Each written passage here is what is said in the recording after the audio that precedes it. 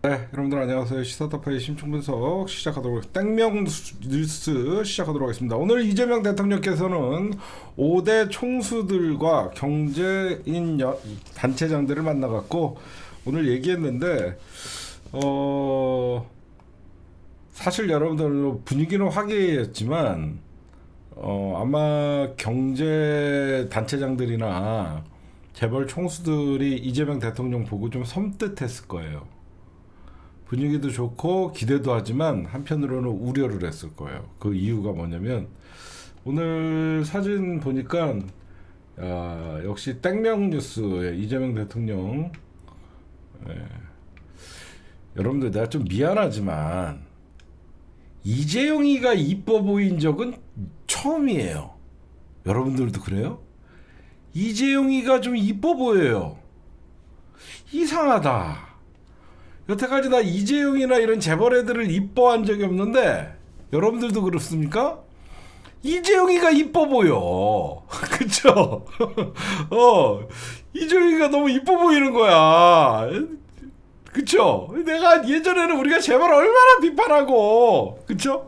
우리 옛날에 재벌 비판하고 막 박근혜 최순실 국정농단 때 얼마나 저거 이재용 저거 가둬놔야지 왜 사면시켜주냐 막 난리를 쳤는데 이재용이가 이뻐 보여.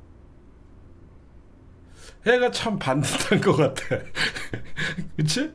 애가 참 반듯한 것 같아. 아 참 나 이러면 안 되는데 참 내가 어쩌다가 이 중도 보수 외연 확장이 돼버려갖고 그래서 이재용 이쁜 사진 또 하나 제가 준비했습니다. 이재명 대통령 옆에서 이렇게 환하게 웃으니까 애가 더 이뻐 보여. 그쵸? 애가 참 애가 잘 자란 것 같아요. 애가 잘 자란 것 같아요. 이러면 안 되는데, 이러면 정체성이 혼란스러운데, 그죠? 어쨌든 재명이 동생 재영이 잘 어울려요. 우리 이재명 대통령과 이재용 총수. 제가 왜 오늘 이뻐 보였다라는 얘기를 하냐면요. 요 사진도 너무 이쁘더라고. 제가 요 사진을 보면서 여러분들 뭐가 이뻐 보였냐면 이 사람이 어딜 다니면서 여러분들 이렇게 고개 숙일 일이 있겠습니까? 무슨 말씀인지 아시겠죠? 이재용이가 어떤 계열사나 이런데 방문하면 늘 이재용 온다 그러면 사람들이 긴장하고 있고 그런 모습을 보다가 이재용이가 어디 가서 저렇게 고개를 숙이고 긴장하고 이런 일이 있겠냐고. 이뻐 보여. 정의선도 이뻐 보이고. 얘는 별로야.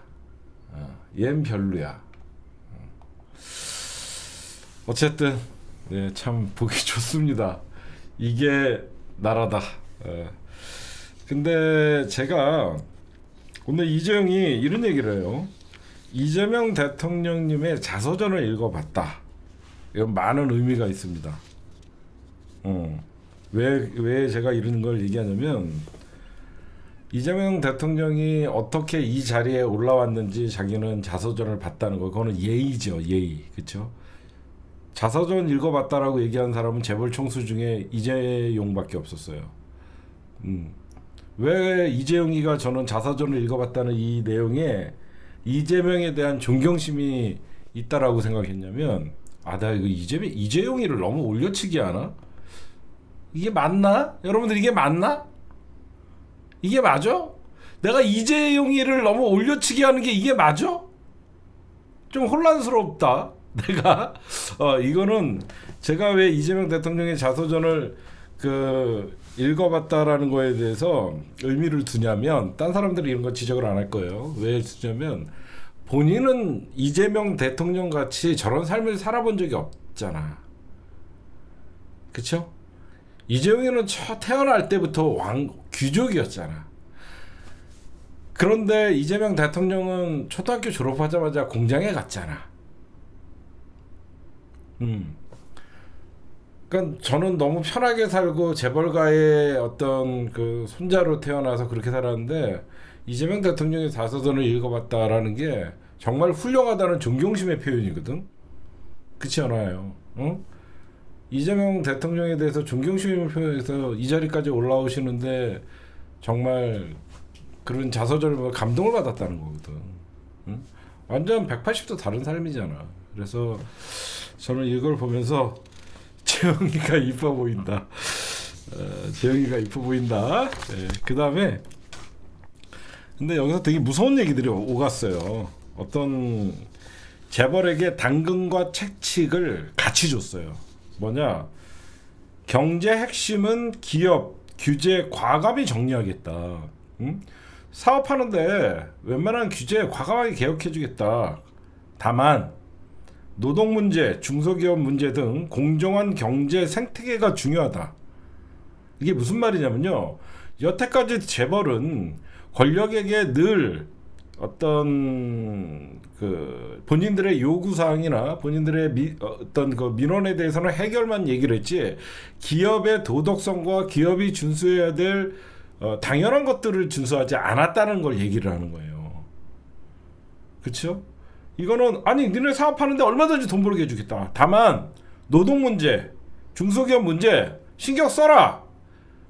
어떤 재벌이나 사회적으로 대기업이 존경받으려고 그러면 기업의 책무를 다해라. 이게 굉장히 중요한 거예요. 무서운 거잖아. 너네 사업하는데 내가 다 전적으로 관세 협상이나 뭐든지 당신들 목소리 다 듣겠다. 그러나 산업재해나 이런 노동 문제, 중소기업의 어떤 그 골목상권 침해 문제 이런 거 지켜라. 이거는 기업들 입장에서는 뜨끔했을 거예요. 여태까지 윤석열 만났을 때는 그냥 오늘 윤석열 대통령이 저희를 왜 불렀죠? 예, 떡볶이 드시렵니다. 떡볶이요? 저는 떡볶이를 안 먹어봤는데요. 저는 집에서 즉석 떡볶이 위에는 안 먹어봤습니다. 이정이 그랬을 거 아니야. 저는 길거리 떡볶이를 한 번도 안 먹어봤습니다. 그러면서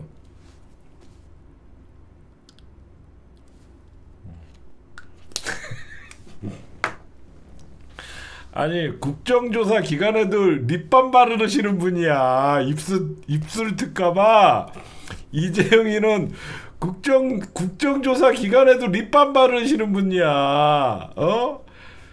길거리 떡볶이 먹고 봤겠냐고 이재용이가. 응? 근데 걷다가 대고 시장통에 불러다가 갖고 길거리 떡볶이 먹이고 그것도 지가 처먹던 포크로 갖다가 주니. 아유 진짜.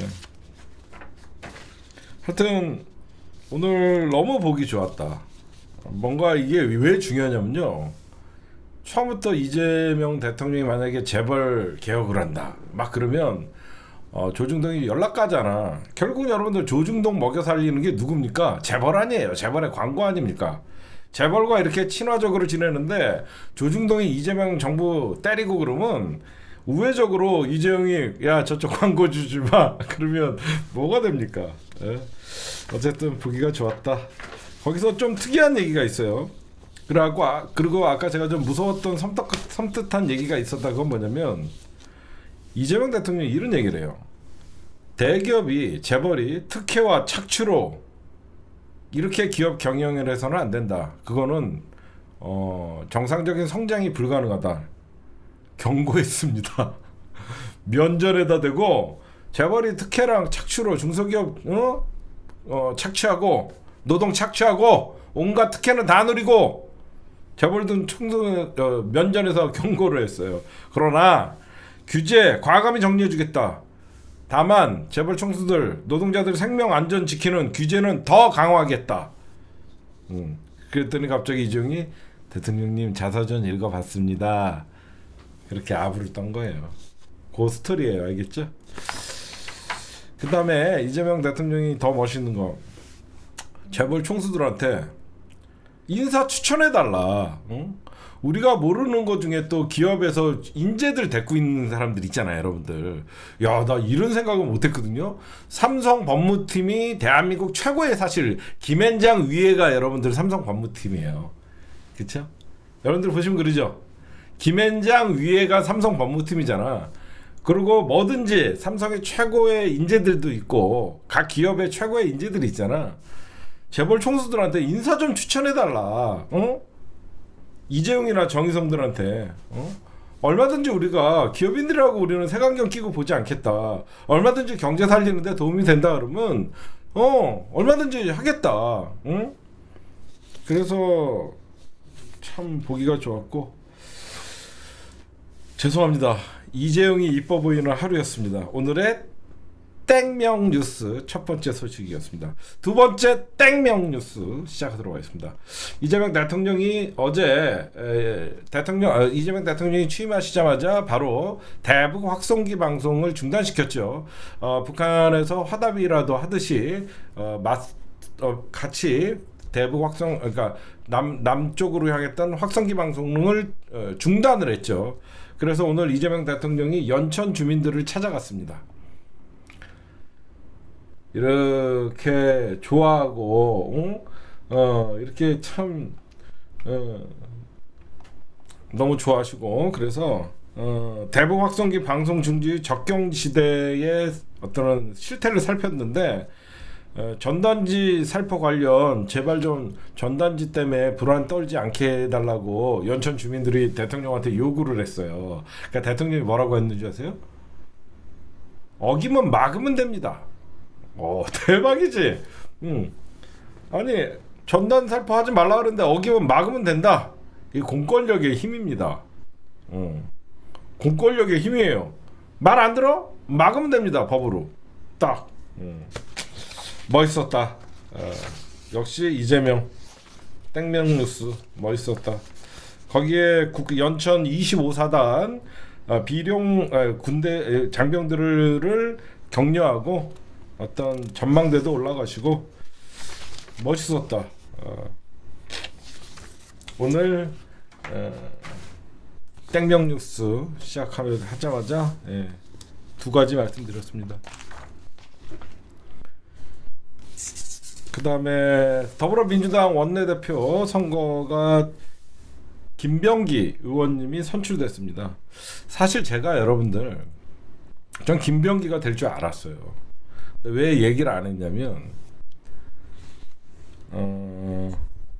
이거는 저희 쪽 안에서는 뻔히 친명이나 이재명 대통령이나 대통령실에서 김병기가 지금은 필요하다라는 거를 저희가 알 수 있었거든요.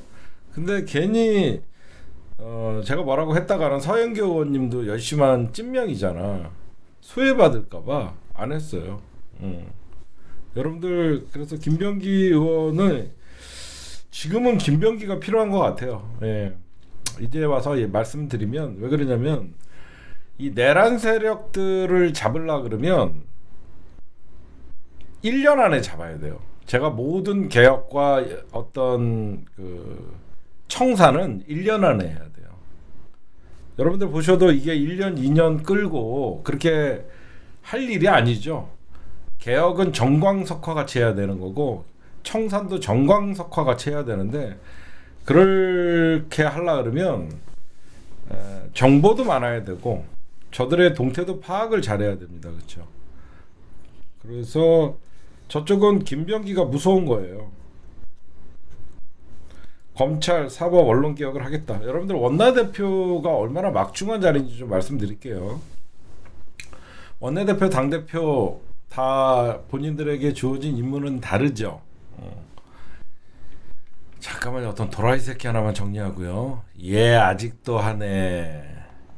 20년간 할까 이 새끼야. 가갖고 돈 탄 사람 봐라. 럭셔리강 명품이나 쳐 봐라 가서. 지금 새 원내대표의 김병기 의원님인데 여러분들 국회의원들은 한 명 한 명이 입법기관이죠. 그렇죠? 한 명 한 명이 굉장히 입법기관이에요. 장관급에 그 170명의 의원들을 통솔하고 의원들과 함께 개혁을 주도하고 국힘당과도 원내에서 싸움을 하는 자리예요. 사람들이 착각하는데 원내대표가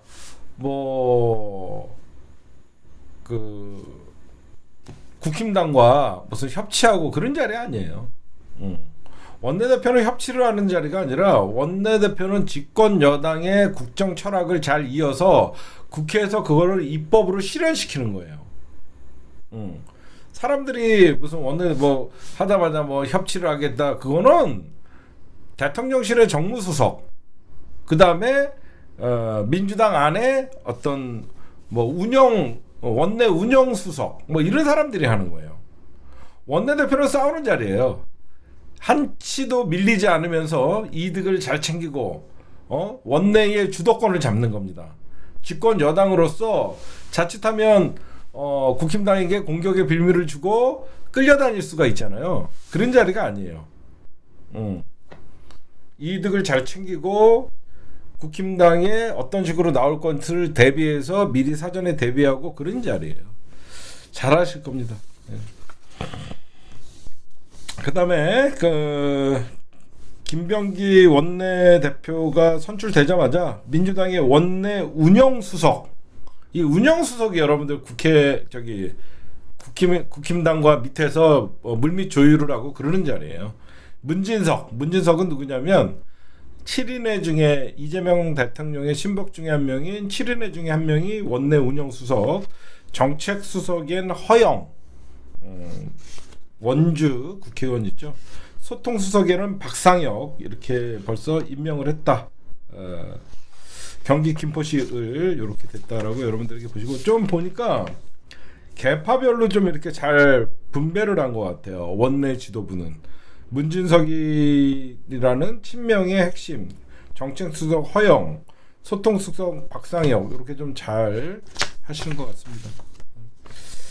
어쨌든 내란종식 최종 병기는 김병기, 이 얘기를 사실 하고 싶었거든요. 내란종식의 최종 병기 김병기, 이 얘기를 하고 싶었는데 자칫 서영교 의원님이 서운해하실까봐 이 말을 못했어요. 내란종식 최종 병기는 김병기다, 이 얘기를 하고 싶었습니다. 그래서 여러분들 왜 원내대표 김병기가 지금은 굉장히 활약이 중요하냐면 국가정보원 인사처장 출신이에요. 그러다 보니까 이번에 내란 세력들이 방첩사, 국정원, 이놈들이 어떤 식으로 움직였고 그런 것들을 다 사실 국회가 주도적으로 청문회 또는 특검에 협조를 할 수가 있잖아요. 그런 점도 있다라고 여러분들에게 좀 말씀드립니다.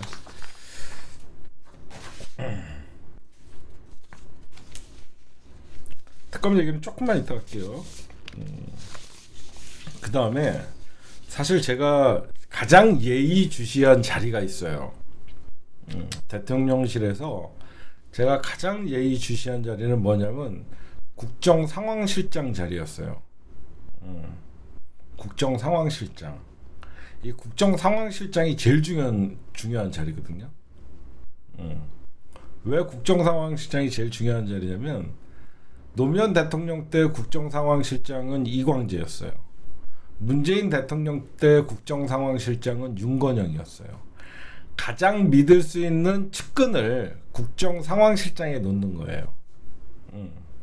이 국정상황실장은 어떤 일을 하냐면요, 전반적으로 재난 컨트롤 타워 역할을 하고 경찰과 국정원, 검찰의 정보들이 올라오는 것들을 수집해 갖고 대통령에게 보고하는 자리예요. 되게 중요한 자리죠. 경찰 첩보라인, 국정원 첩보라인 정보, 그 다음에 방첩사 모든 정보들이 올라와요. 국정상황실로. 그래서 사실상 대통령에게 중요한 모든 대통령 컨트롤 타워라고 얘기도 하거든요.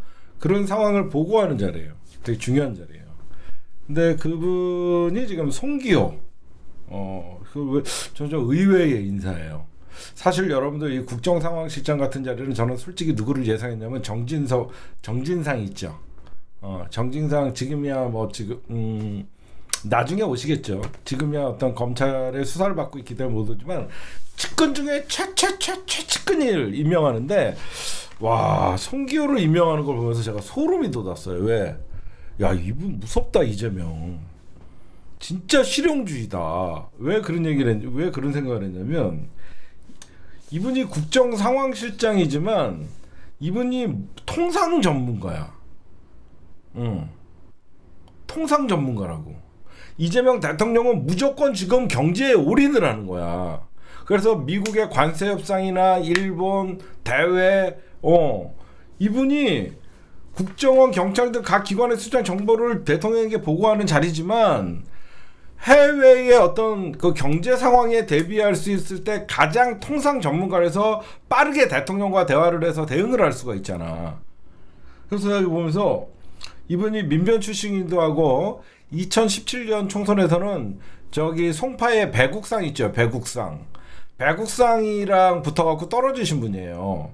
야, 근데 이분은 국제통상위원장까지 역임을 했던 분이에요. 전남 고흥 출신이고. 그래서 제가 야, 진짜 대박이다. 이분은 어떤 분이냐면요, 서울대 무역학과를 졸업하고 국민은행에 재직하다가 1998년 사법시험에 합격하신 분이에요.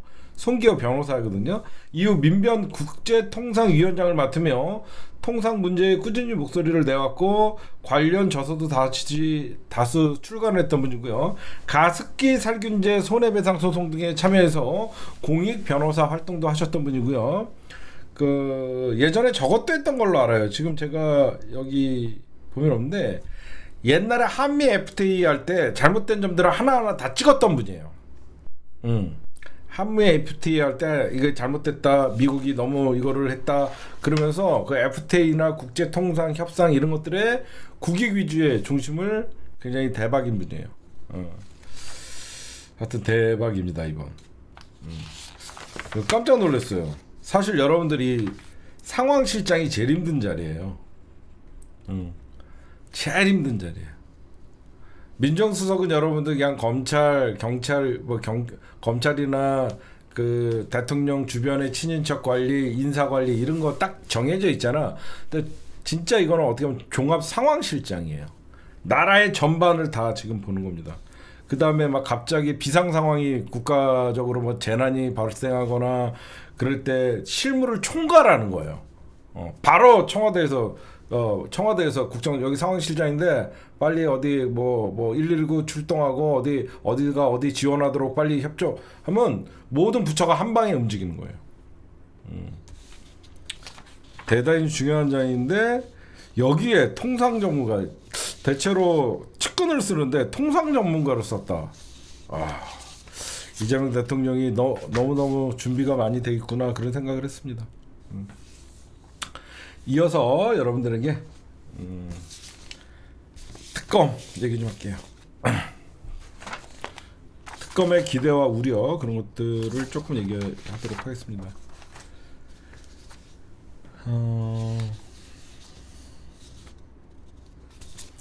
특검 대박이더라고요.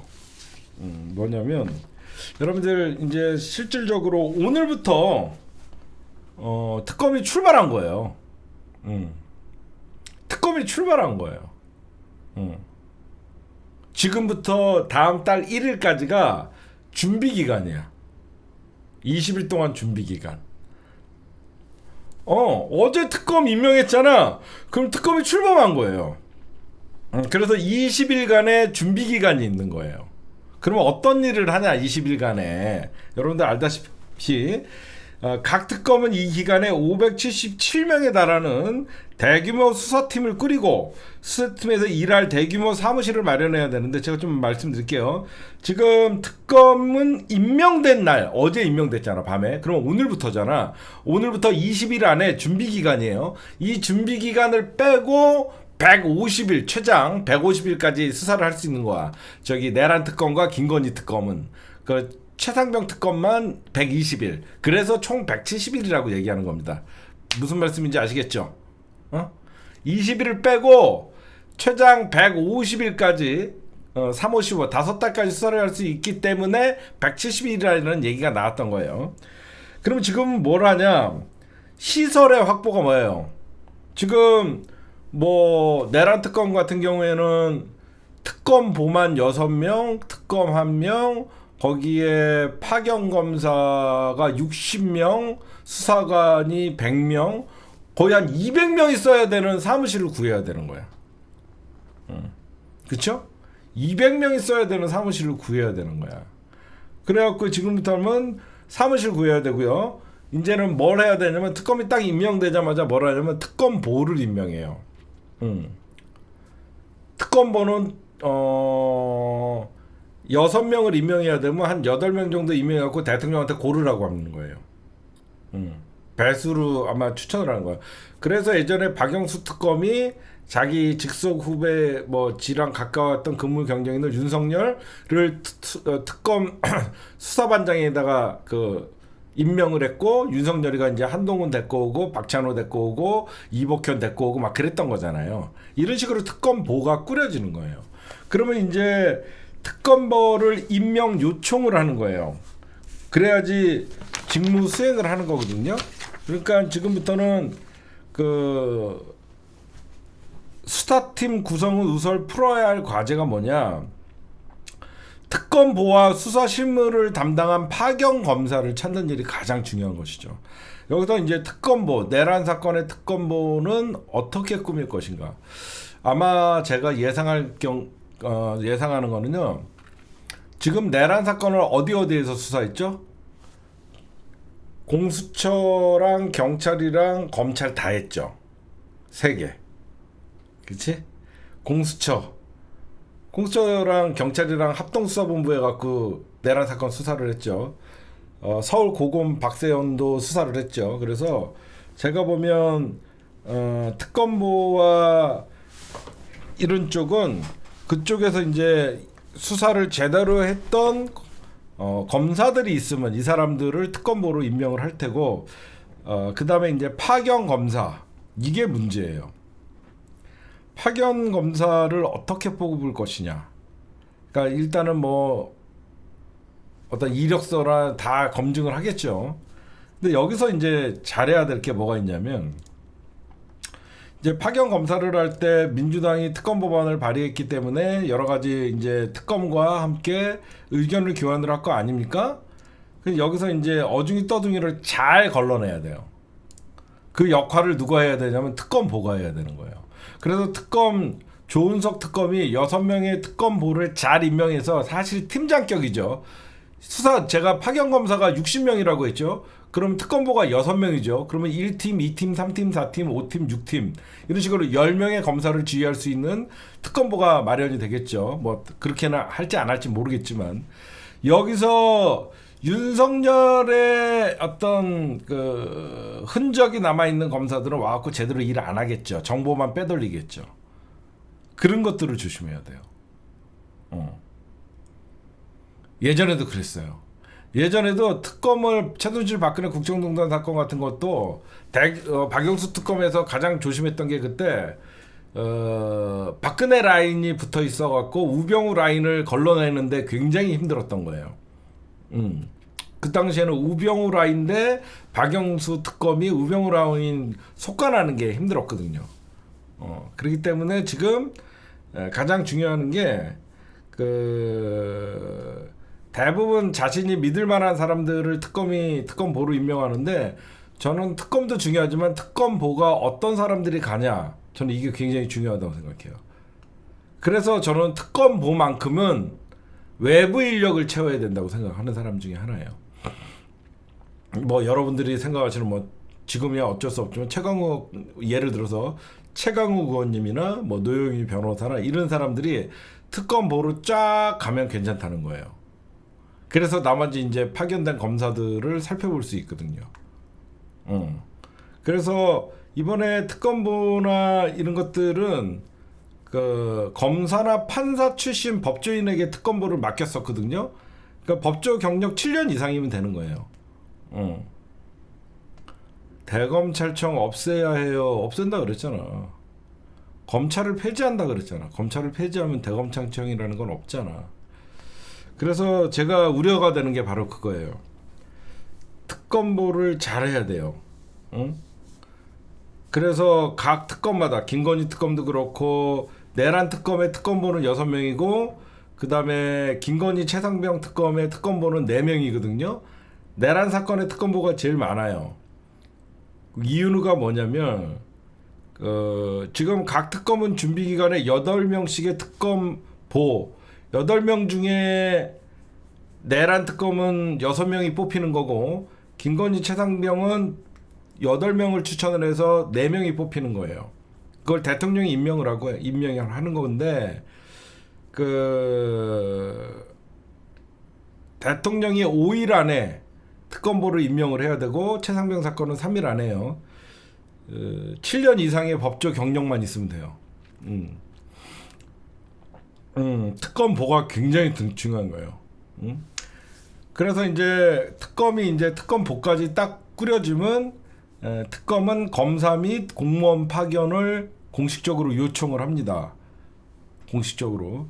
세계의 특검 파견 검사는 내라는 검사가 60명이 파견을 받아야 되고, 여기서 이제 잘해야 돼요. 여기서 스파이가 3분의 1은 숨어 있을 거예요.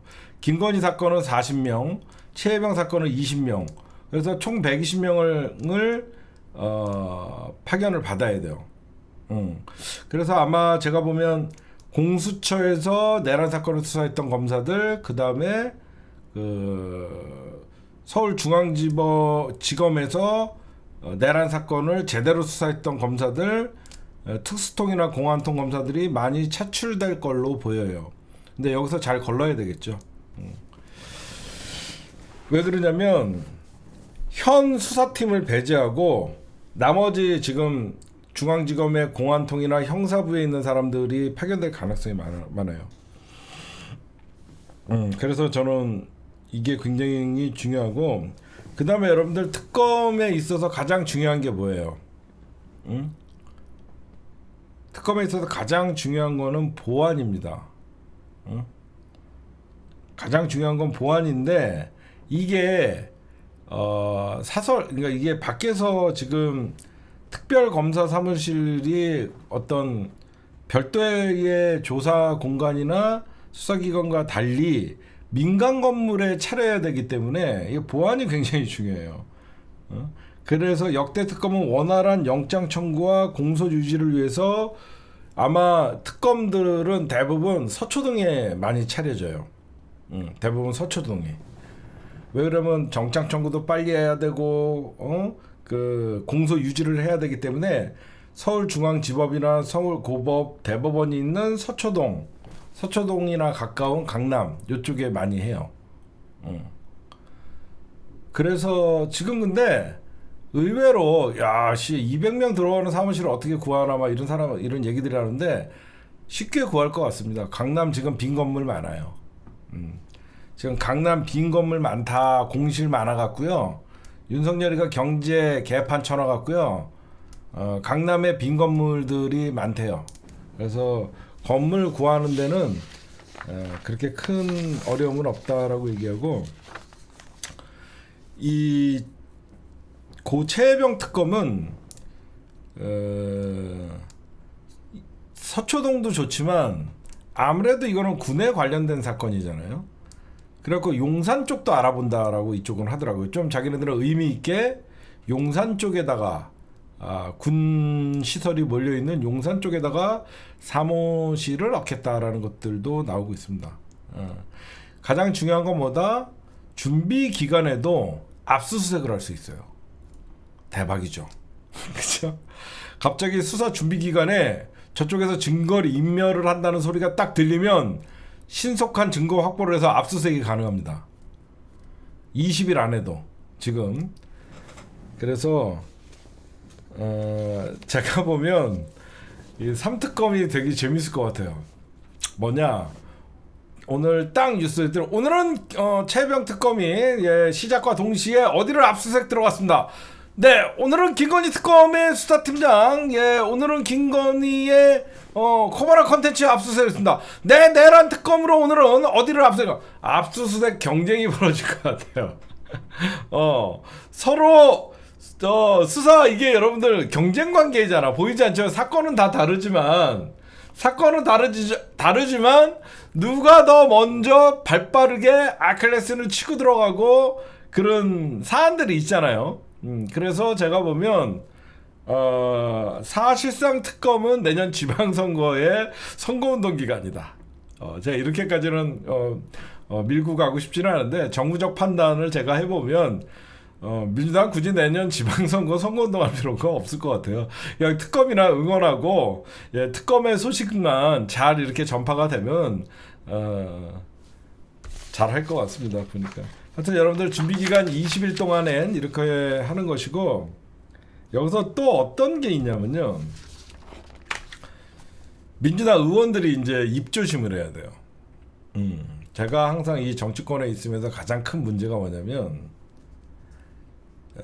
문재인 정부 때 검찰 개혁을 할 때 가장 국회의원들 중에 문제 있던 사람들도 있지만 뭐가 가장 큰 문제냐면 지금 여러분들 서초동 검찰가에서 유행하는 소리가 뭔지 아시죠? 각자 도생.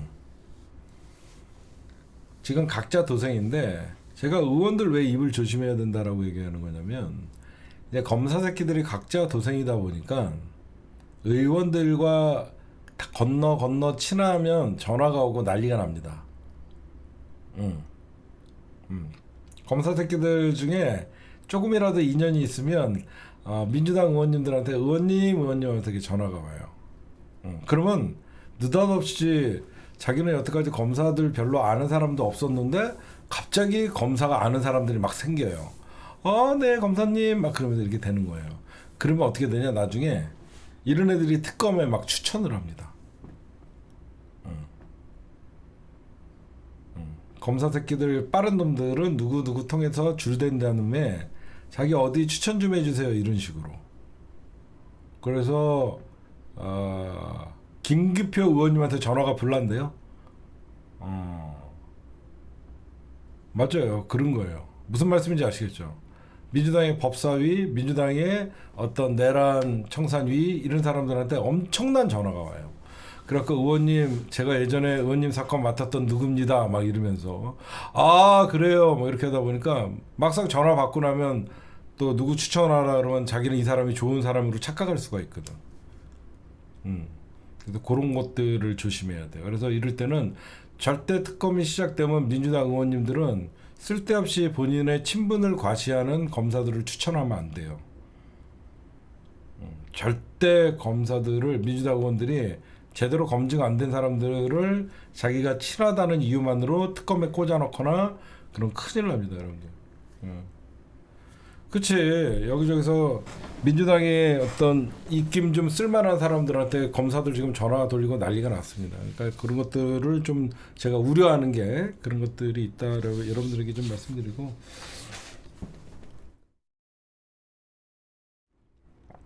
그 다음에 이번 제가 특검 진짜 놀라울 정도로 대박인 게 이게 누가 설계를 했는지 몰라도 이거 진짜 이재명 대통령이 설계를 했겠죠.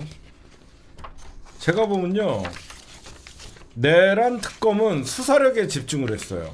제가 보니까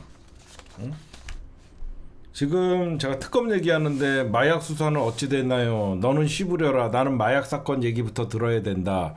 좀만 기다리세요. 지금 민주당에서 이 특검을 할 때 내란 사건은 처음부터 검사를 점지해 두고 있었대요. 검사를 처음부터 점지해 두고 검사 출신을 후보군으로 두고 처음부터 이루어졌대요. 이유가 뭐냐면 이게 내란죄랑 외환죄를 다뤄야 되고 전 정부의 국무위원들 즉 장관들을 다 소환을 해야 되고 여기에다가 플러스 국회의원들을 조져야 되잖아요. 국힘당. 그렇기 때문에 주요 부처 계엄 관련 회의까지 다 들여다봐야 되고 군 쪽도 들여다봐야 되고 수사 범위가 여러분들 내란 사건이 간단해 보이죠. 김건희 사건부터 보다 훨씬 복잡한 사건이에요. 사람들은 김건희 16개 사건이라서 그거는 그냥 지저분한 싸구려 거지 산발이 같은 사건들 양평 고속도로 어떤 새끼가 휘었냐 디올백 어디 갔냐 이런 수준 이하 천박한 사건들이 김건희 주변에 일어난 거고 이거는 말은 내란 사건 하나지만 굉장히 복잡한 사건이에요. 그쵸? 단순히 내란이 12월 3일 날 일어난 것이냐? 아니다. 그 전부터 방첩사 노상원과 함께 외환 어떤 전쟁 도발 거기서부터 다 출발을 해야 되고 그러다 보면 전직 퇴역 군인들도 조사를 해야 되고 거기에 가담했던 방첩사, 정보사, 거기에 국정원, 거기에 연관된 국회의원, 국방이 다 해야 돼요. 거기에 계엄 주요 회의는 언제 실시됐고 안가에 누가 갔었고 그 안가에 주요 회동했던 사람은 대통령실에 누구, 그다음에 국무위원 누구, 여러분들 보시겠죠. 그러니까 대한민국의 모든 권력 집단을 내란 사건으로 때려잡는 거예요. 저쪽은 그냥 하바리 사건이잖아. 그냥 개 천박한 년 주변에 일어난 일, 그렇죠? 여러분들이 봐도 왜 내란 특검에 파견 검사가 더 많고 특검보가 더 많은지 이해가 가시죠. 여기는 권력자들을 때려잡아야 돼요. 그렇기 때문에 수사 범위가 어떻게 되죠? 말은 내란 특검 외환죄지만 수사 범위가 엄청나게 확대가 되는 거예요.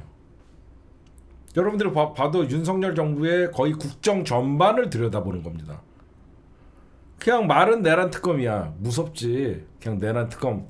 이걸 근데 살펴보면 수사 범위가 확대가 이렇게 쫙 돼버리는 거예요. 그러면 윤석열 정부 이후에 대북 외환죄 수사할 나름은 누가 드론 날렸나부터 해갖고 다 나온 거죠.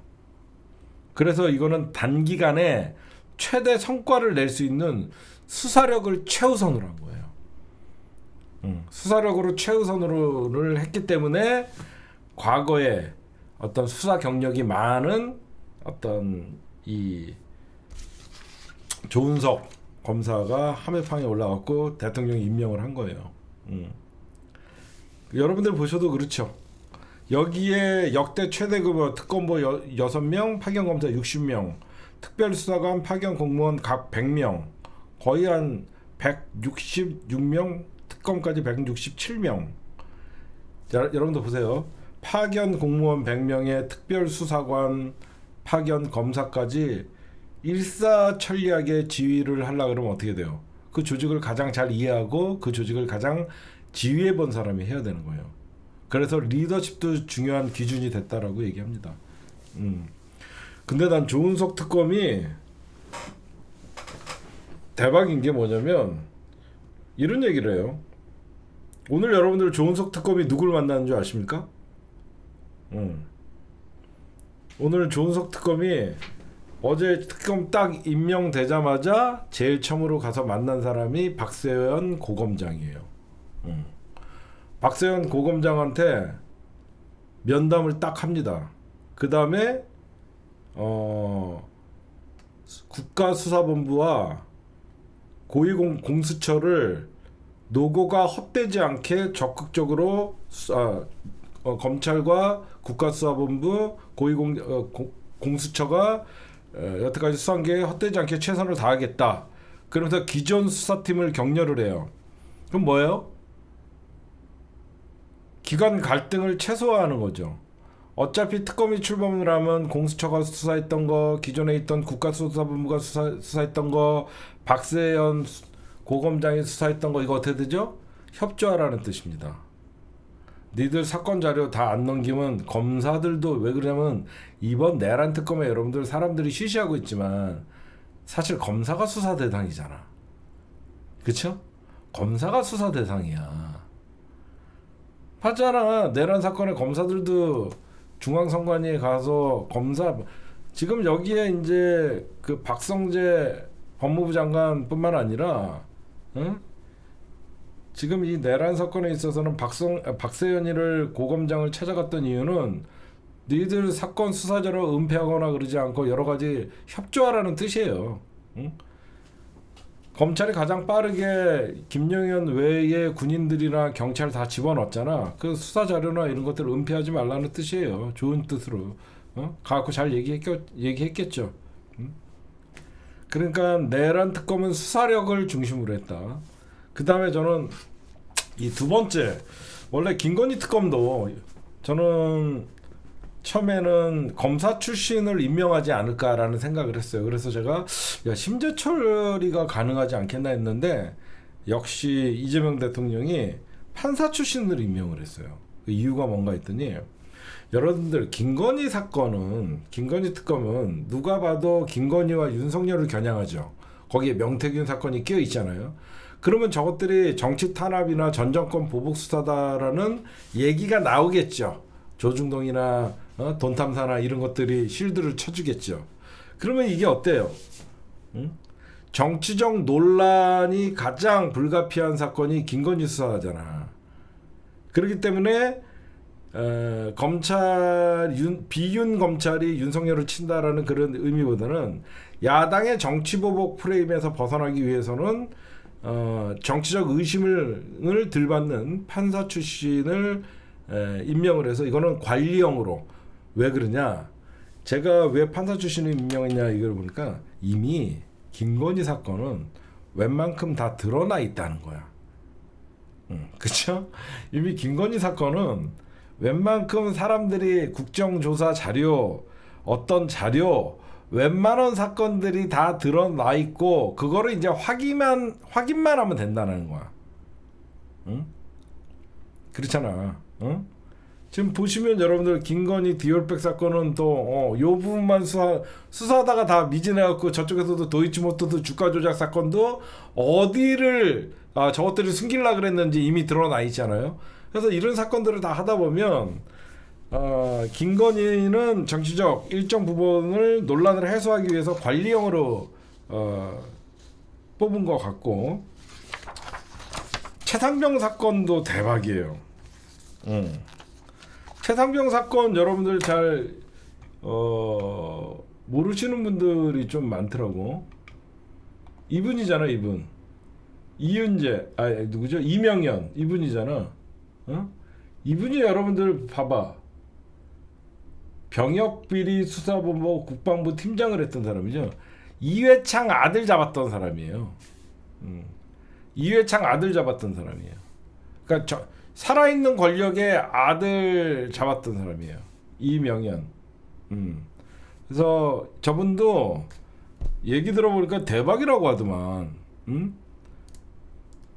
완전 살아있는 권력들 수사를 삼특검이 수사하다 보면 맞아요. 공조를 할 수밖에 없습니다. 왜? 모든 게 한 곳을 바라보니까. 말은 내란 특검이고 김건희 특검이고 최혜병 특검이지만 이 모두가 향하는 것은 김건희예요. 이 모든 사건의 핵심은 김건희예요. 저는 내란 사건의 주동자는 김건희라고 생각해요. 사람들은 지금 뭐 윤석열, 김용현, 충안고 나인 연명들하고 있네. 7시간 녹취록을 그렇게 듣고 나서도 이거 다 죽이려고 김어준 이름 넣고 이런 거 했던 건 다 김건희예요. 결국은 이 세 개의 특검이 가리키는 것은 전부 김건희예요. 그래서 제가 보면 각기 다른 특검이 출발은 했지만 결국 공조 수사를 할 수밖에 없다. 내란 특검을 조사하다 보니까 김건희와 누구의 관계가 여기서 드러났고 김건희 사건을 조사하다 보니까 내란 사건에 깊이 연결된 사람이 나올 수 있고 최혜병 사건을 조사하다 보니까 주가 조작 사건이 연관되면 이거는 김건희 사건과 같이 연결될 수밖에 없고 김건희 사건 그쵸? 여러분들 보셔도 그러죠. 최혜병 사건에 임성근을 조지다 보니까 3부토건 내일 체크에 야 이거 김건희 주가 조작이 이때만 있던 게 아니네? 주가 조작 사건이랑 연결이 돼 있고 그 다음에 또 그 내란 사건 조사하다 보니까 그 노상원뿐만 아니라 이 밖에 있는 애들이 전부 김건희랑 연결돼 있고 결국 세 개가 다 연결돼 있는 사건이라서 협조할 것이라고 저는 생각합니다. 여러분들 이명현 특검 있죠? 최상병 특검 맡은 이명현 특검이 딱 이런 얘기를 합니다. 누가 거짓말 하나 다 나와 그것만 밝히면 된다. 최병 특검은 웬만큼 사건이 다 겉으로 드러나 있고 간단한 사건이기 때문에 어디서 거짓말을 하는지 그것만 찾으면 된다. 대박이죠. 그럼 여태까지 거짓말하고 윤석열, 김건희 가리려고 했던 새끼들은 작살 나는 거예요. 누가 봐도 그렇지 않아요? 국방부가 거짓말하냐? 대통령실이 거짓말하냐? 국가안보실이 거짓말하냐? 국방부가 통화 내역이 다 나와 있는데 혐의를 부인하고 있으니까 그런 부분에 대해서 어느 한쪽이라도 먼저 시인하게 되면 나머지는 더 쉽게 들어갈 수사할 수 있다. 대박이지. 머릿속에 벌써 수사가 그려져 있는 거야. 대통령실이 거짓말하냐? 국방부가 거짓말하냐? 국가보안실이 안보실이 공부하냐? 통화 내역이 다 나와 있으니까 제일 먼저 부는 놈한테는 제일 가볍게 준다는 거야. 누가 거짓말하는보다 딱 잡으면 된다는 거야. 이거 대박이야. 그러면서 이런 얘기를 해요. 그동안 공수처가 수사를 했고 청문회도 있고 누가 거짓말하는지 자기는 다 봤다 이거야. 공수처 수사를 다 지켜봤고 청문회 봤잖아. 그 최혜병 특검 청문회 했었잖아. 거기서 어떤 새끼들 유재은 뿐만 아니라 그 당시에 국방부 장관 뭐 안보실장 다 나와갖고 여러분들 막 떠들었잖아. 근데 누가 봐도 누가 거짓말하고 있는지 다 눈에 보였잖아요. 그래서 자기는 누가 거짓말해서 다 나와 있다. 이미 청문회 그 다음에 공수처 사건을 들여다보면 누가 거짓말하는지 다 나와 있다. 이제는 특검 수사권으로 조진다는 거죠. 대박입니다. 그 다음에 저들 자다가도 이제 벌떡 일어날 무서운 얘기. 조은석 내란 특검, 노상원 수첩에 외환 등 의혹이 많다. 사형시키겠다는 겁니다, 이거. 딴 사람은 내란 특검은 어느 정도 딴 공수처나 국가수사본부나 검찰이 수사를 했지만 외환죄는 건드리지도 않았잖아. 그쵸? 외환죄는 아무도 안 건드렸잖아. 외환죄는 아무도 안 건드렸잖아. 딱 저들이 제일 무서워하는 얘기. 노상원 수첩에 외환죄나 의혹들이 굉장히 많다. 이거는 아무것도 안 건드. 이 조은석 특검이 별명이 독사래요. 독사. 물면 안 놓는데요.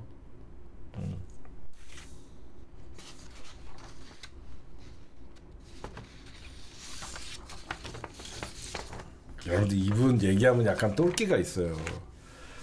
예전에 이분이 어떤 사람들을 수사했는지 제가 읽어줄까요?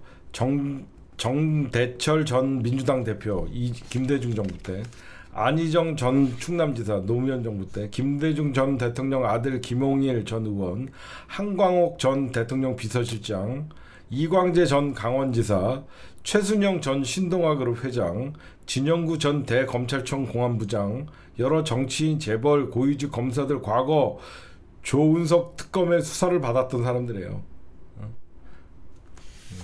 이 사람을 다 거쳐갔던 사람들이에요. 이제 윤석열이 잠이 안 올 거예요. 지금 외환죄는 의혹이잖아 다. 근데 뭘 지금 들여다본다 그랬냐면 노상원이랑 정보사령관의 계엄 관여도가 어디까지였냐. 그 다음에 2차 계엄도 니들 구상했다는 게 아니라고 발표는 하지만 2차 계엄 구상, 그 다음에 북한 도발 유도 이쪽으로 집중한대요. 죽었지. 웬만한 건 지금 다 지금 뭐 내란 사건 일으킨 거 웬만큼 밝혀졌잖아. 그쵸? 뭐 다 국회의원 끄집어내라 그랬고 뭐 안가 회의에서 했고 다 지금 나오잖아요. 그래서 조특검이 이런 얘기를 해요. 불법 계엄은 국가의 존립을 뒤흔든 사건이다. 노상원 수첩이나 외환죄 등 아직 의혹이 풀리지 않은 것이 많다. 윤석열의 장기 집권 시나리오가 아닌가 싶을 정도인데 그런 부분들을 수사를 통해서 풀어야 한다. 조특검은 내란 특검은 단순히 계엄 당시가 아니라 그 전부터 어떻게 계엄의 준비를 했는지 그리고 진행되어 왔는지를 규명하겠다. 대박이지. 응? 그냥 우리가 아는 거는 12.3 그날 무슨 일이 있었고 그것만 지금 그 박세현 고검장은 그거만 수사를 했잖아. 아니야. 이거는 어떻게 내란을 계엄 당시가 아니라 그 전부터 어떻게 준비했는지 다 잡아내겠다. 그 다음에 민중기 김건희 특검은 제가 맡게 된 사건이 사회적으로 논란이 많이 되는 것으로 안다. 그런 만큼 객관적으로 사건을 바라봐야 하지 않을까 싶다. 김건희 특검은 이게 무슨 말이냐, 아까 이재명 대통령이 얘기했던 논란의 어떤 정치 보복 프레임이나 그런 것들을 종식시키겠다, 그런 거예요. 수사 대상 16개, 3대 특검 중 가장 많지만 가장 추접한 사건이에요. 지금 여러분들 가장 신나는 사람이 누굴까? 제가 보면 김건희 특검도 통과돼서 가장 신난 사람은 명태균이라고 생각해요. 명태균 요즘 휘바람 불고 다닌대요. 복수할 생각하니까. 그러니까 오늘 매일 요즘 명태균 휘바람 불고 다니잖아. 오늘은 뭐라 그런지 아세요? 권난동, 윤한홍, 이철규 니들 많이 헤쳐먹었잖아. 총선 불출마 선언하고 찌그러져 있거라잉. 딱 이렇게 했어요. 자기 앞으로 김건희 특검에 불려나가면 특검에다가 아직 안 깐 자료 다 주겠다는 거야. 이준석, 권난동, 윤한홍, 이철규, 홍준표, 오세훈 다 주겠다는 거야, 특검에. 왜 그러면 김건희 특검 수사 대상에 명태균 의혹도 포함되어 있다. 여러분들 그거 보시면 될 것 같고, 그러면 많은 사람들이 어제 왜 이재명 대통령이 16일 안에 임명을 해도 되는데 전광석화 LTE급으로 임명을 했냐. 아니, 예전부터 민주당은 준비해왔던 사건이잖아요, 그렇죠? 민주당이 갑자기 내란 특검, 김건희 특검, 고 최혜병 특검을 민주당이 갑자기 한 게 아니잖아요. 이미 민주당은 준비돼 있었다는 거예요. 여러분들 봐도 그러시죠? 민주당은 이미 특검이나 이런 것들 다 생각하고 있고, 다만 윤석열이가 여태까지 거부권을 행사함으로써 이 사건이 진행이 안 된 거잖아요. 이재명 대통령이 하루 이틀 질질 끌 이유가 없죠. 내란 청산인데 바로 LTE급으로 임명을 해버렸어요.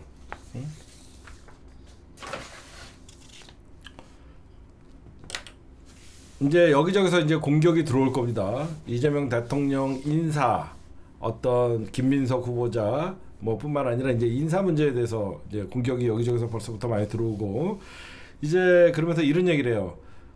이재명 대통령 국민통합 외치더니 정광석화 같은 3특검 출범, 이렇게 야당과 또 격돌 예상 이렇게 얘기를 해요. 이런 말씀을 드리고 싶어요. 이재명 대통령은 내란을 종식시키겠다라고 선언을 한 것은 대국민 공약입니다. 그런 이재명 대통령의 공약에 흔쾌히 표를 던져준 국민들이 있는 겁니다. 그래서 대통령이 되셨어요. 국민 통합과 내란 종식은요, 별개의 문제예요. 범죄자들을 봐준다고 국민 통합입니까? 절대 아니죠. 단죄하는 역사를 보여줘야 된다라고 하면서 제가 늘 얘기합니다. 범죄를 덮어주는 게 국민 통합이 아니라 오히려 범죄자들을 색출해서 끝까지 죄를 묻고 책임을 묻는 게, 그게 바로 국민 통합의 지름길이에요. 이재명 대통령은 그 길을 선택한 겁니다. 경제를 잡으면 당연히 이재명을 싫어했던 사람들도 경제 좋아지면 다 좋아하는 거예요. 경제 망쳐놓고 특검에 올인한다 그러면 반발이 나올 수 있겠죠. 대통령 지금 아침 저녁으로 잠도 못 자고 지금 뭐 하고 있습니까? 경제 단체장들 만나고 재벌들 만나고, 그렇죠? 여기저기 국민들 챙기고, 한편으로는 내란 종식 국민과의 약속이지 않습니까? 국민과의 약속 지키려고 정광석과 같이 새벽에 임명하고,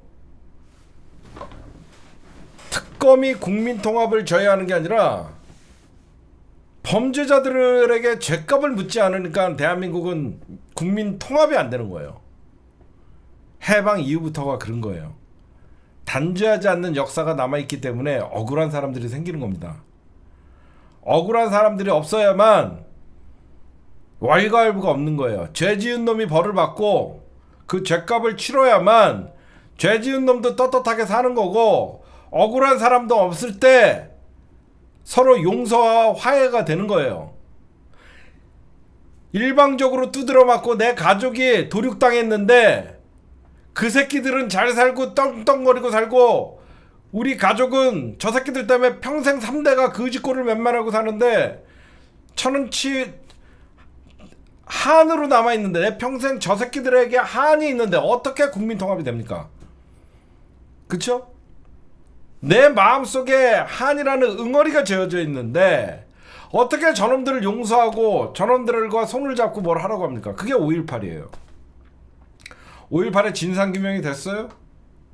5.18 그 누구도 발표했다고 하는 새끼 없어요.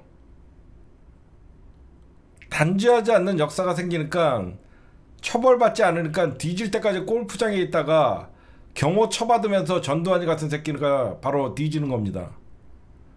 국민들 수천 명을 학살한 새끼가 어디 감히 갈기갈기 찢겨 죽어도 분이 안 풀리는 새끼가 대한민국 경찰의 경호를 받으면서 끝까지 뒤지는 모습을 보면서 어떤 국민들이 대한민국에 정의가 있고 대한민국에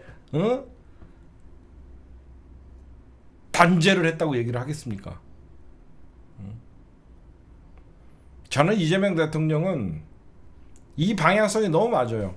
대통령은 경제에 올인하는 모습, 그러나 범죄자들을 용서하는 게 국민통합이 아니다라는 확고한 의지가 그 의지만 가지고 있어도 결국은 국민통합이 되는 거예요. 저는 그렇게 생각해요. 내란과 국민통합이 두 마리 토끼라는 거 없어요. 내란과 국민통합은 별개라는 인식을 갖고 대통령은 경제, 외교, 안보 올인하고 죄 지은 놈들 단죄하면 그게 국민통합으로 가는 길이에요.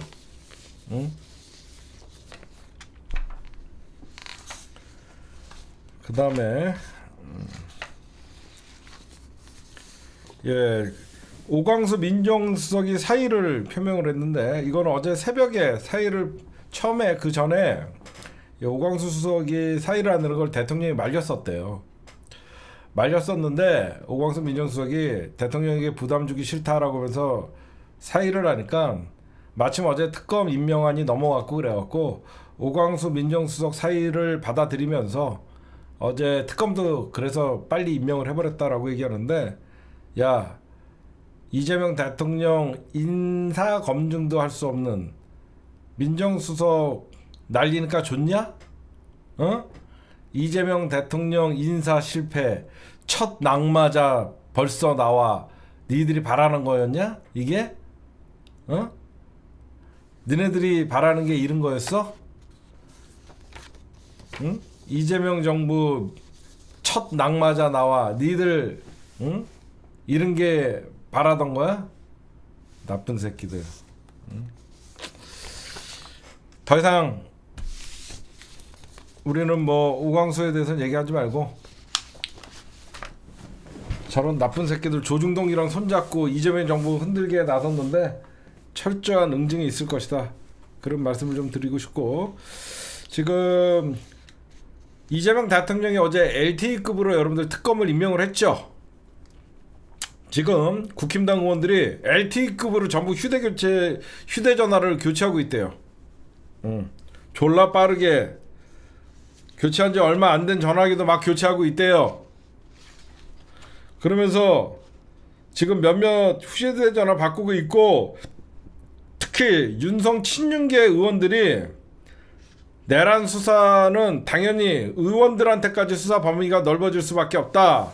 의원들 많이 불려갈 거다. 휴대전화 압수수색 당하면 어떻게든지 그걸 고리로 다 바꿔야 된다.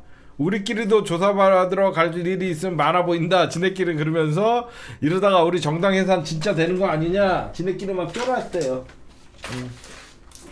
지은 죄가 많으니까 쫄았겠죠.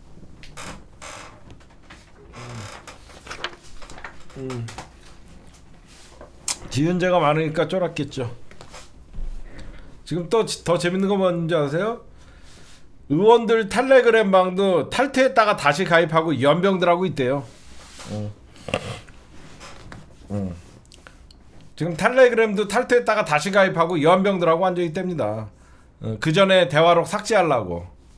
에이그.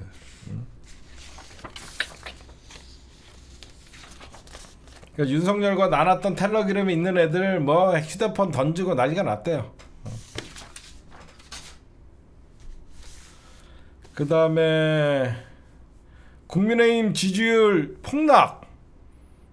TK만 빼고 전 지역에 이재명 대통령 지지율 70%, 잘할 것 같다 70%, 국힘당 거의 20%도 위기. 현재 그런 상태.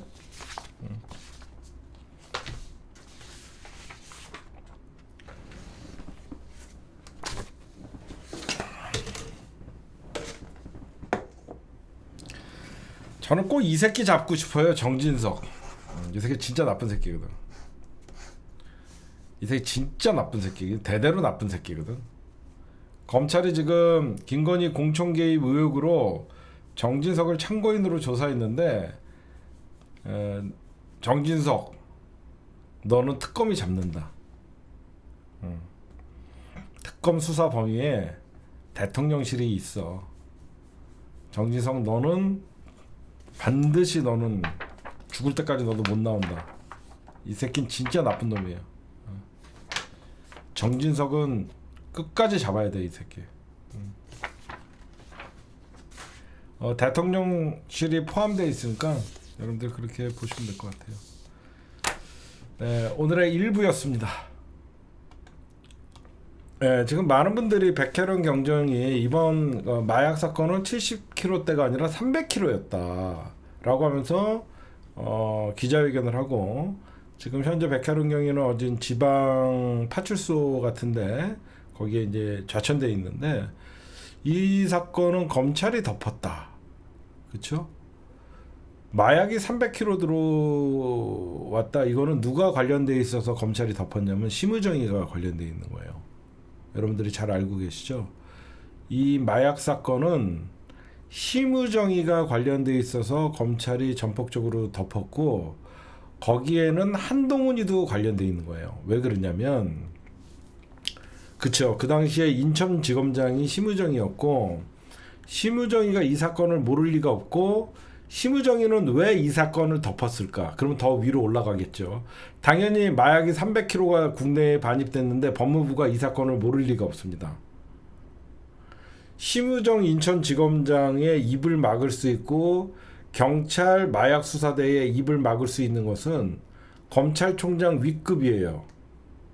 그러니까 이거는 김건희, 그 당시에 여러분들 알다시피 이 연결 통로를 보면 김건희의 동생이 말레이시아에서 어떤 학원 사업을 하면서 말레이시아에 있었다라는 게 단서고, 심의정과 김건희 오빠가 심의정과 김건희 오빠가 고등학교 동창이다라고 이렇게 하면서 많은 사람들이, 이거는 내가 봐도 이 사건을 마약이 300kg 들어오면 그 당시에 윤석열은 어떤 입장이었어요? 마약과의 전쟁을 선포했던 상황이었는데 이 사건을 무마시킨 거는 저는 김건희라고 생각해요.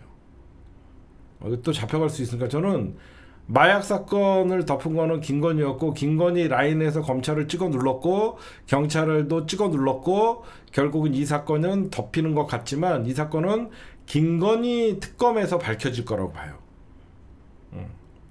여러분들 제가 이런 말씀드렸죠. 김건희 사건에 16개 사건이 포함되어 있지만 수사 중에 인지하는 사건에 대해서는 수사가 가능하다라고 돼 있죠. 그렇죠? 여러분들 들어봤죠?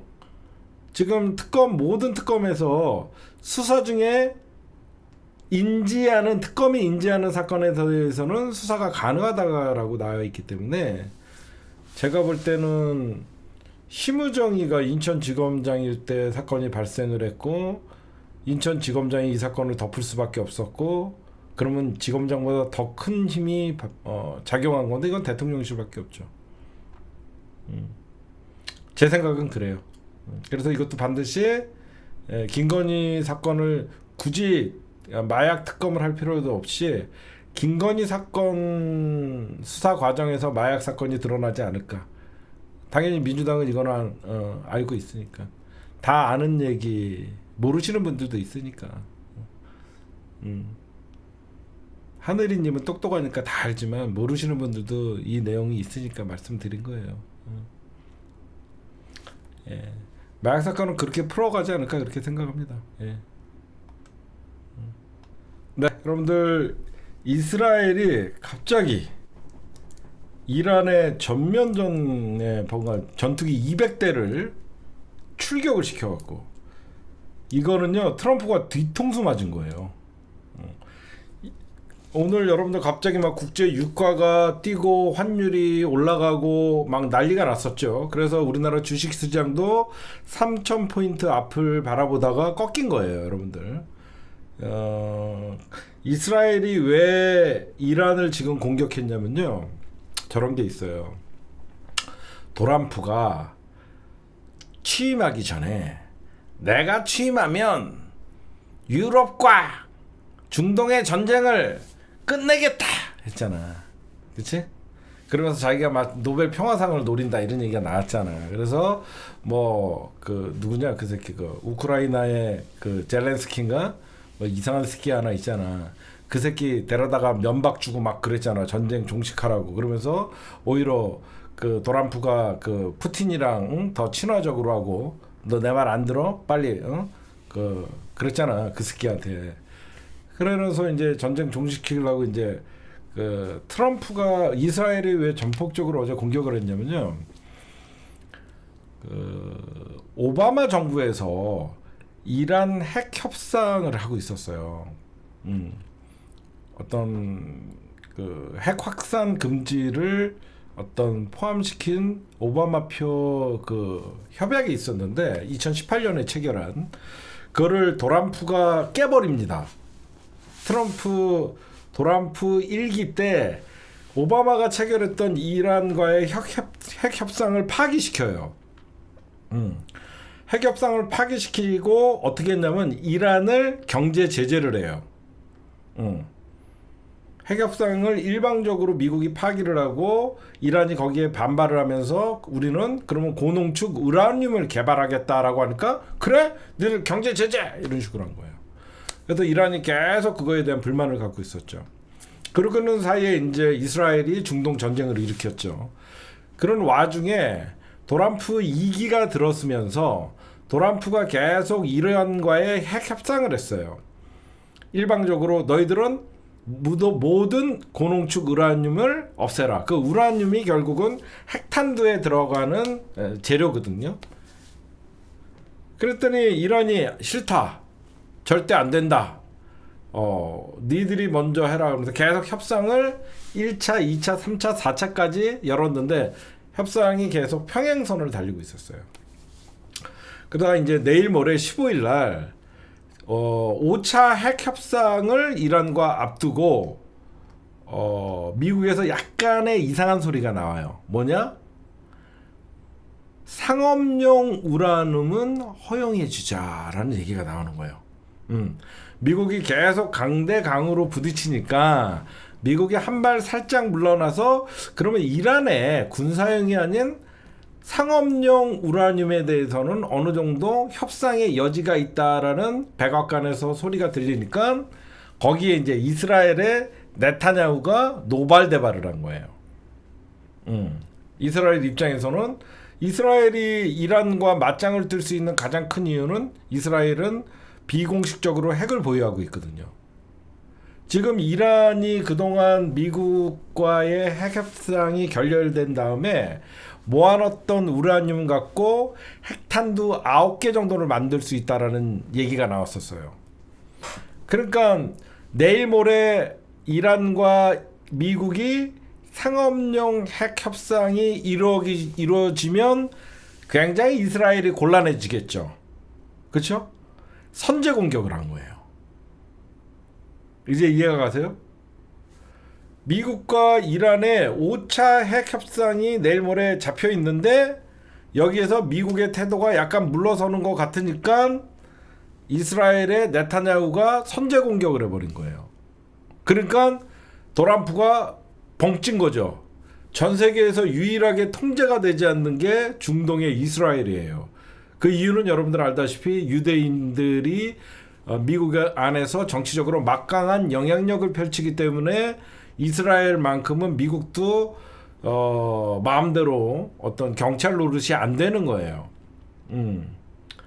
거기에 이제 네타냐후 같은 전쟁 범죄죠. 네타냐후는 전쟁이 끝나면 사실상 국제사법 형사사법재판소에 끌려가고 쟤는 거의 전범이 될 수밖에 없는 상황이고, 어떻게든지 네타냐후는 전쟁을 끌고 가고 계속 중동의 긴장을 일으켜서 계속 집권을 해야만 되는 상황인데, 이란이 핵협상을 미국과 하게 되고 경제 제재가 풀리고 전쟁이 종식되면 그 책임은 모두 네타냐후한테 가는 거거든요.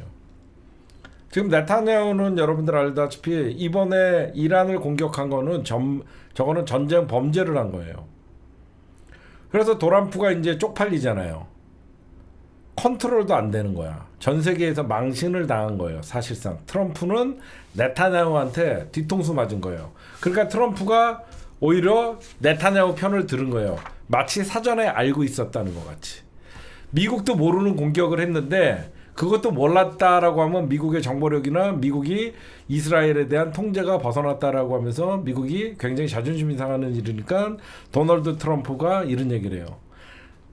이번에 이스라엘 공격을 사실상 안 것 같이 다음 공격은 더 잔혹할 것이다.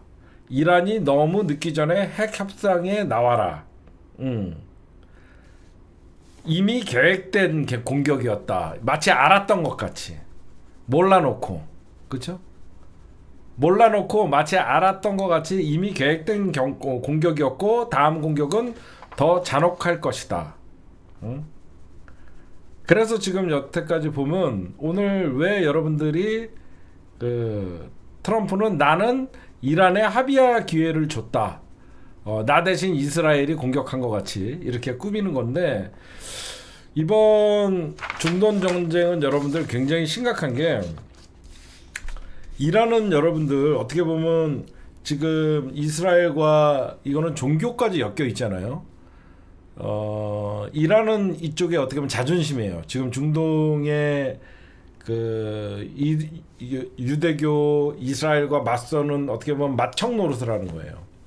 근데 모하마드 바겔이라는 이란군 참모총장과 혁명수비대 사령관 하메네스, 지금 이란 최고 지도자의 측근들이 죽고 군 수뇌부 20명 정도가 죽고, 이번에 이스라엘이 타격 목표가 누구였냐면 과학자들이었어요.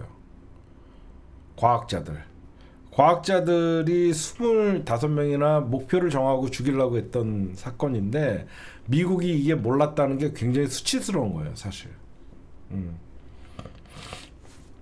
그래서 지금 전해지는 소리는 이스라엘이 이 공격을 위해서 8개월 동안 준비하고 있었다라는 얘기들도 있었고, 유일하게 대선 기간은 참았었다 이런 얘기들이 나오고 있는데, 지금 이스라엘과 이란 전면 대결, 이란은 가만히 있지 않을 거예요.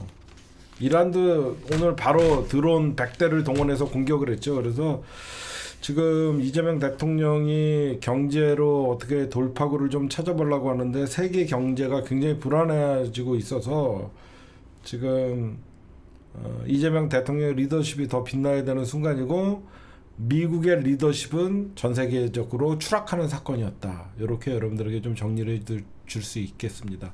대충 여러분들 감이 오시죠? 미국의 통제 밖에 네타냐후가 있고, 미국이 더 이상 국제사회에서 리더십이 추락하는 사건이었고, 그렇게 보시면 될 것 같습니다. 그래서 오늘 환율이 올라가고 석유가 급등했다. 이렇게 오늘 좀 정리를 해드릴게요.